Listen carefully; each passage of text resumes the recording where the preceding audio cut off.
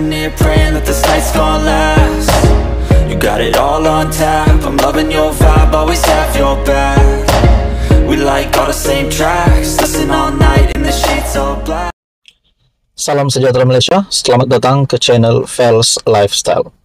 Kita digemparkan, kita dikejutkan dengan berita terdapat demo depan istana.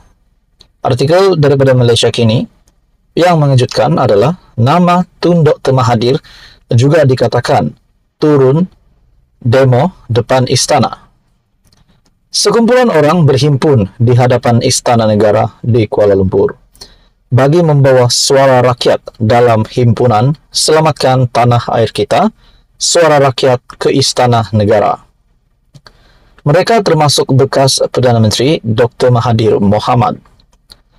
Tanpa memberikan sebarang dalil, pemimpin yang bersama Pakatan Pembangkang yang berusia 98 tahun itu mendakwa akibat kenaikan kos dan ekonomi negara yang merudum, kadar bunuh diri di kalangan masyarakat Melayu semakin membimbangkan. 17 orang Melayu yang bunuh diri. Ada yang membunuh mak, yang bunuh ibu bapa kerana hilang punca dan tertekan sangat-sangat, dakwanya tanpa mengemukakan sebarang bukti. Memorandum kemudiannya diserahkan kepada pegawai Istana Negara oleh 4 pertubuhan bukan kerajaan NGO yang mendakwa mewakili kepentingan Melayu dan Islam. Namun nama NGO berkenaan tidak didedahkan. Memorandum itu antara lain mendakwa kerajaan semasa di bawah Perdana Menteri Anwar Ibrahim telah gagal dan menggesa yang di-Pertuan Agong mengambil tindakan yang munasabah terhadap kepimpinan negara. Ia juga mendakwa Raja-Raja Melayu telah dihina, susulan catatan blog yang mendakwa pembangkang cuba merasuah yang di-Pertuan Agong supaya menukar kerajaan. Selain itu, ia juga mendakwa mahkamah telah menceroboh kuasa Raja-Raja Melayu sebagai ketua hal ehwal Islam di negeri masing-masing. Antara yang hadir adalah Aminuddin Yahaya yang mengakui sebagai salah seorang daripada 4 wakil NGO tersebut dan penyelaras gerakan pembela tanah air PETA, Badrul Hisham Shahrin atau lebih dikenali sebagai Cikgu Bad. Cikgu Bad berkata, isu ketidakharmonian kaum dan ketidakstabilan politik di negara ini adalah hasil daripada apa yang dipanggilnya AZD, singkatan kepada Anwar, Zahid dan DAP. Dia juga menuduh kerajaan menggunakan SPRM dan SKMM, Suruhanjaya Komunikasi dan Multimedia, untuk mengekang perbezaan pendapat. Peserta juga melaungkan takbir sambil mengangkat spanduk membawa mesej rakyat bersama hemat yang di Pertuan Agong. Turut bergema adalah laungan hidup rakyat, Anwar derhaka dan daulat tuanku.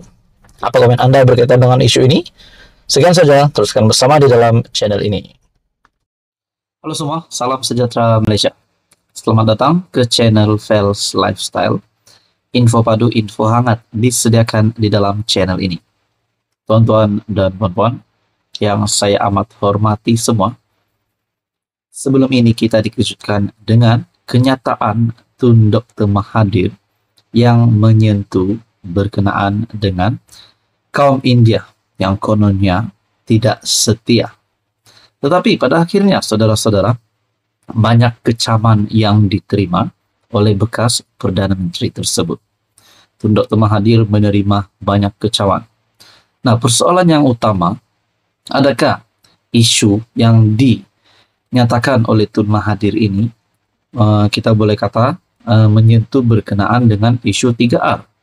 Nah, saudara-saudara, banyak juga yang bertanya, adakah Tun Dr. Mahathir boleh dikenakan tindakan oleh pihak berkuasa selepas membuat kenyataan tersebut. Nah, di samping kecaman-kecaman itu, akhirnya polis telah bertindak. Dikongsikan dalam satu artikel daripada Malaysia Kini, tuduh kaum India tidak setia. Polis akan rakam kenyataan Mahathir. Umum juga mengetahui Tun Dr. Mahathir bukanlah ahli parlimen, telah kalah teruk pada PRU 15.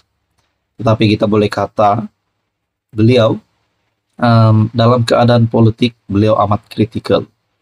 Beliau bukanlah ahli parlimen, dan sebagai saya saudara-saudara, selepas beliau dilantik sebagai penasihat SG4, ada juga kepimpinan PN yang tidak setuju dengan kenyataan Tun Mahathir tersebut, yaitu daripada kepimpinan gerakan. Presiden Parti Gerakan sendiri mengecam sekeras-kerasnya kenyataan Tun Dr. Mahathir. Polis akan merakam kenyataan Dr. Mahathir berhubung kenyataan yang dibuat oleh bekas Perdana Menteri itu mengenai masyarakat India dan Cina dalam temu bual baru-baru ini. Seorang pembantu Mahathir memberitahu Malaysia kini, kenyataan itu dijadwalkan direkam pada jam 3 petang di Yayasan Kepimpinan Perdana di Putrajaya. Artikel ini pada 23 Januari. Pada 13 Januari lalu, Mahathir dilaporkan mendakwa masyarakat India Malaysia masih tidak setia sepenuhnya kepada negara kerana mereka masih terikat dengan negara asal mereka. Bercakap dalam temu bual eksklusif secara dalam talian dengan saluran TV satelit India Tanti TV, Mahathir berkata, seseorang itu harus dikenali sebagai orang Melayu untuk berhak untuk menganggap Malaysia sebagai negara sendiri.